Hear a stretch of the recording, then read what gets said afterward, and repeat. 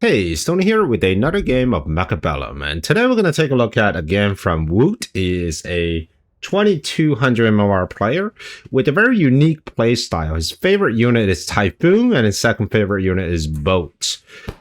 Let's go. At the bottom here, we have wOOt playing as a Typhoon specialist, and he's up against HD playing as a marksman specialist. And this is a game from the very recent European tournament.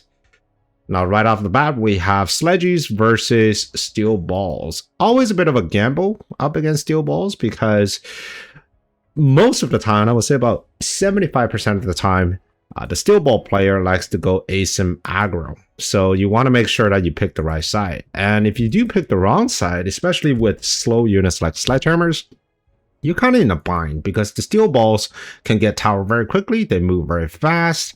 And if you do want to divert resources to defend against steel balls, chances are you're going to need more than just a scorpion. You're going to need chaff clear. You're going to need chaff. So a pretty significant investment if you want to get to the right side. Now, fortunately, HD is going on the same side as the sledgehammers, which means it's going to work out fairly okay for wOOt here. Whenever you're up against steel balls or just chaff in general, you want to have your sledges in a vertical configuration. So what it does is one forces the sledges to fire one at a time instead of all firing at the same target, so making it a lot more efficient when it comes to chaff clear. But also, being in vertical configuration allows the steel balls to focus all on a single tank at a time, which means every time the steel ball wants to kill a tank, they have to go through the whole charging process, making it very inefficient for the steel balls.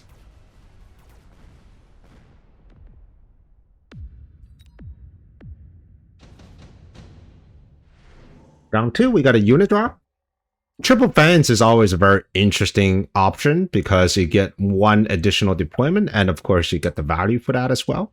Scorpion could also be very good, but in this case it's going to be marksman for our blue player, and HD, our red player, decided to take the triple fans. Triple fan is interesting into this kind of formation. I think the fan at the front is just there to stop any sort of crazy firebomb shenanigans.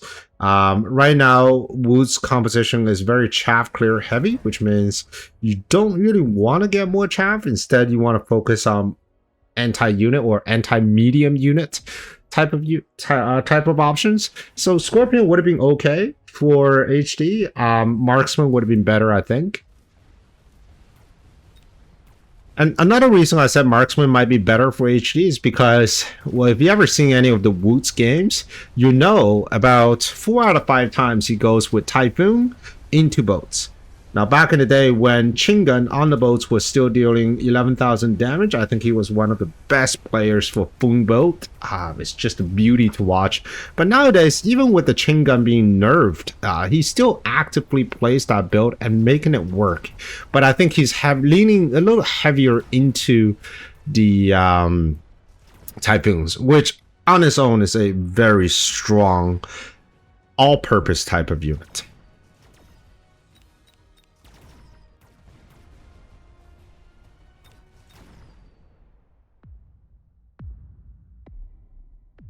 Round 3 is the Typhoon round. Here comes the Typhoon. Now, where is wOOt going to put it? There are several options. Of course, you can have it at the front, but since I already started putting crawlers down on the side, you can also put it on the side. In terms of reinforcement drops, we got a haste module, a very good card on the Typhoon. Typhoon themselves don't walk very fast and have limited range, so haste module works well with the Typhoon. And now on the flank, this Typhoon walking at 14 meters per second is going to get to the tower fairly quickly, and with the tower debuff, the rest of the army can just mop up everything else. With HD, he did decide to take efficient tech research. One of the things whenever you're facing HD is just to be very aware of his endgame goal. I've seen him go multi-melter most of the time when he goes into the endgame, and multi-melter is somewhat of a viable counter to medium units or even PHOON-BOAT if you have enough chaff clear, that is. Now let's talk about the Typhoon for a bit. Typhoon is, in my opinion, one of the more well-rounded units from the rare drops. It can pretty much fill in the role of everything. So the 4 pillars of Mechabellum is that you need chaff clear, you need anti-giant, and then of course you need anti-air. Typhoons are very tanky, so they can themselves serve as chaff. They fire very quickly with their main weapon, so of course they are a great chaff clear unit. They shoot up, which means they're anti-air. And then they have an upgrade in the form of these rocket pods, homing missiles, that can deal with giants. So Typhoon is one of those units that if you just build an entire board of just Typhoon and crawlers, they will probably still work. Now, are they the best for each one of these 4 roles? Maybe not. But I think they're a strong contender and they work well with other units, especially anti-HP or anti-giant units, because they're just so tanky and they are excellent with their chaff clear. Oil goes down for HD this round. I think oil is a great option, especially if your opponent goes ASIM. And to capitalize on the oil, he added a squad of Stormcallers. So anything that gets stuck on the oil is going to take additional fire from the Stormcallers. Reinforcement drop again. Super supply gets taken by wOOt. That's very greedy, but since he hasn't taken any damage and it's only round 4, I think it's an acceptable choice. For HD, he took the absorption module. Right now it's being put on a pack of steel balls, but I think the steel balls might get sold later on because right now the steel balls aren't that efficient into medium-sized units. They are getting better once we have more Typhoons on the field. But with HD, there's a good chance that he'll just go multi-melter.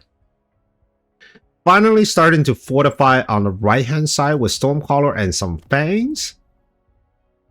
I'm not entirely sure about the Stormcaller choice. Stormcallers are great against medium-sized units. Chaff clear is decent, but against units like Typhoon, I think they're just lacking a little bit of damage potential. Now remember, Typhoons themselves do walk a little bit faster than your standard sledgehammers by about 2 meters. So they can get up in your business very quickly. And because of their superior chaff clear, they can probably start hitting these Stormcallers in just a second.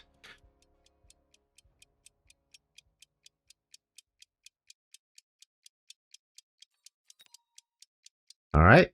So missile going down the middle, taking care of a single squad of sledgehammers. And now we see the Typhoon starting to work their magic. Now, unfortunately, on the side there, though, the level 2 steel balls actually got a very good lock on because the crawlers were being forced towards the middle.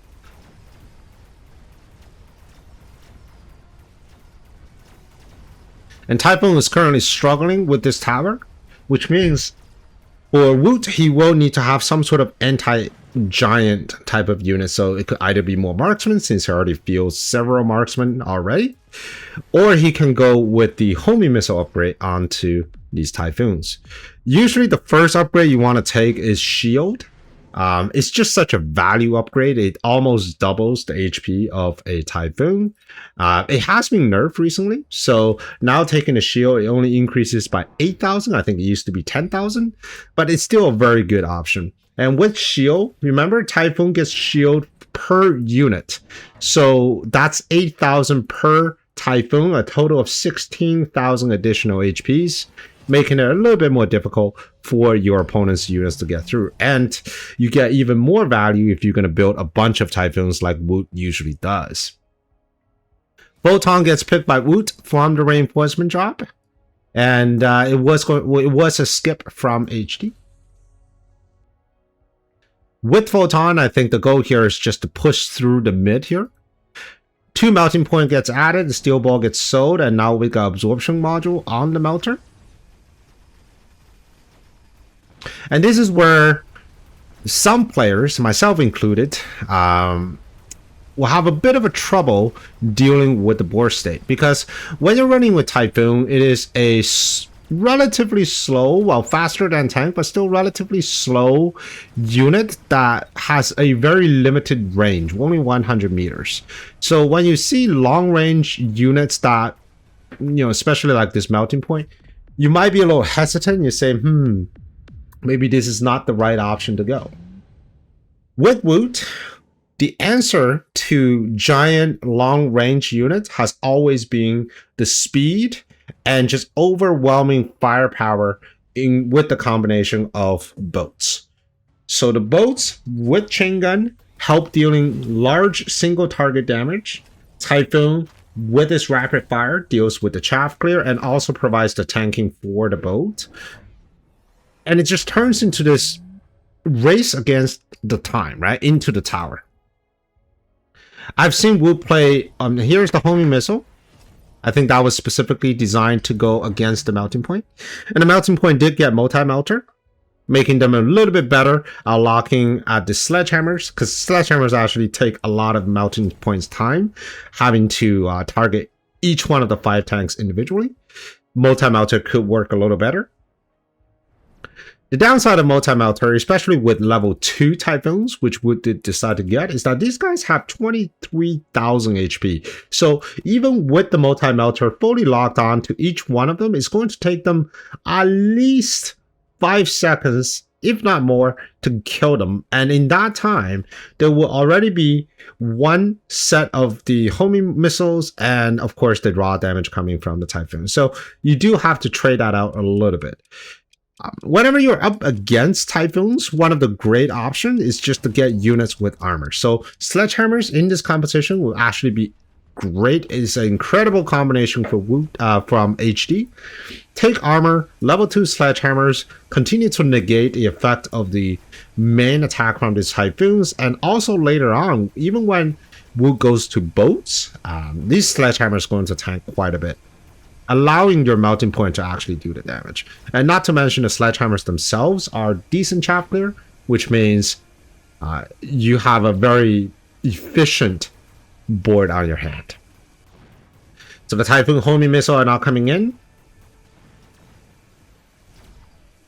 Homing missile deals 675 damage times 4 every 9 seconds, and that scales by the level. So at level 2, just quick math here, you're looking at almost 5,000, if not more, damage per volley. And that's pretty decent. But this big melting point with the absorption module is able to kill everything. And that's the beauty of absorption modules on giants like this, because you cannot actually disable it with EM. Alright, we got a reinforcement unit drop.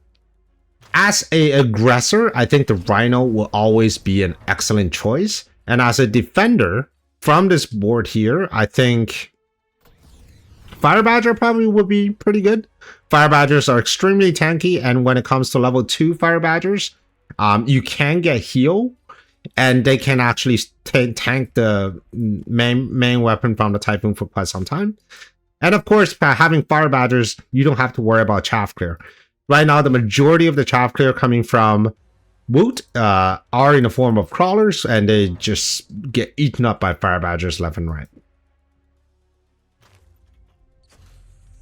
All right, both parties decided to, well, actually, HD decided to get the Rhino for selling, and then wOOt decided to get more Fire Badgers. So why Fire Badgers on wOOt's side when he already has these Typhoons? The primary reason, I think, was just for the melting point. Sure, they are multi-melter, they're great at locking onto every single thing, but Fire Badger, again, at level 2, almost 12,000 HP, so they're going to take a little while to get through. And of course, Fire Badgers move at slightly faster than the Typhoons, so it will actually be a pretty unified force when you're just looking at the movement speed.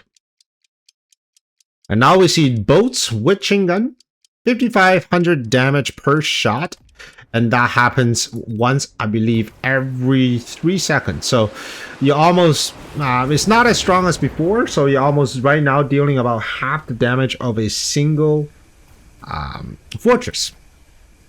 But that should be enough to get through the tower. And once you get through the tower, what you want to do is just start moving on the other side. Now, I'm quite surprised that these melting point didn't have energy absorption on it.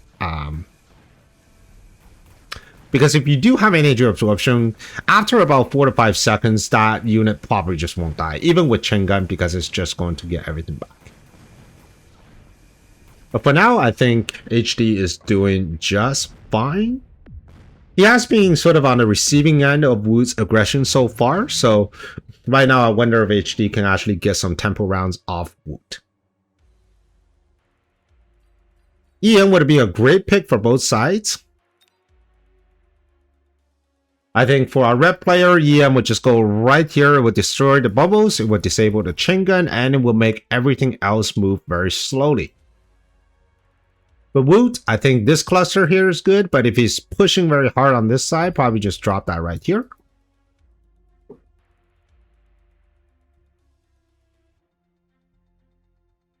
I wouldn't mind seeing a little bit more chaff on the center here, just to guard this Typhoon. I feel like this Typhoon was being locked on a little bit earlier. So having some chaff right here, maybe some fangs, will help these Typhoon to survive a little bit longer.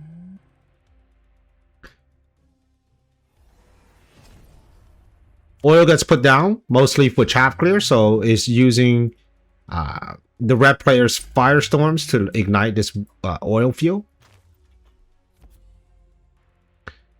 We got redeployment, moving more Typhoons to that one side, so now we have a very strong push going in on the right.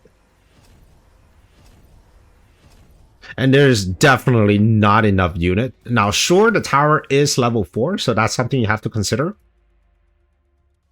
But the problem with level 4 tower, though, is that once this tower is taken, this entire unit comp is going to be rolled into a single ball, and it's going to start moving to the left. And while HD's units are in kind of a line, which means every unit or every melter that comes in and start fighting against this death ball will be on their own. We got sneaky wasp coming from behind. He is going to get a tower.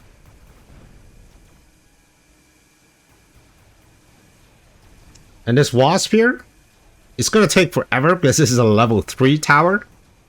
So wOOt actually anticipated that move, so upgraded the tower to level 3. Level 3 melting point, but does not have energy absorption, so it cannot withstand the constant barrage of the homing missiles, and of course, just the sheer power of their Overlord artillery. And I believe that's game.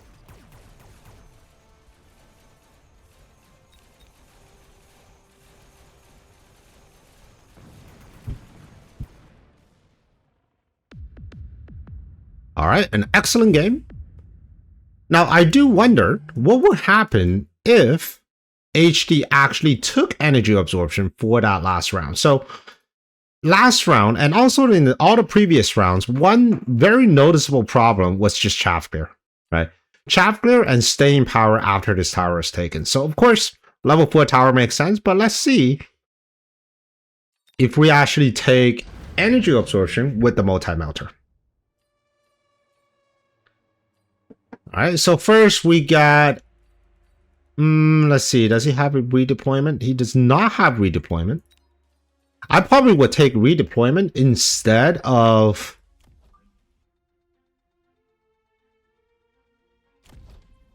EM. We're going to take absorb. We're going to drop a shield here. Okay, let's get level up. There's no chaff clear here, which is kind of scary, so we're going to put a missile here. Just to deal with these crawlers.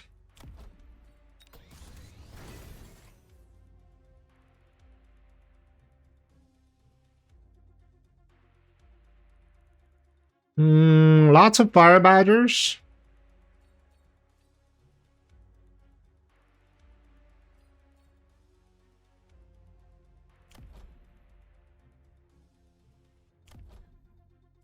Let's get another one here. Let's take range. Plus my chaff clear on this side is actually terrible because of the Typhoon locking on this arc light very quickly. So we're gonna get some chaff here. And let's see if it helps. Alright, so we got oil.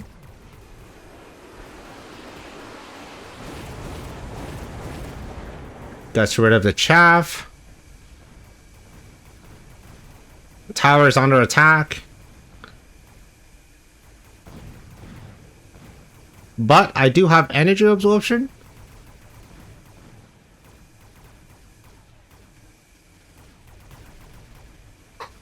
However, is energy absorption into crawlers, so that is a bit of a problem.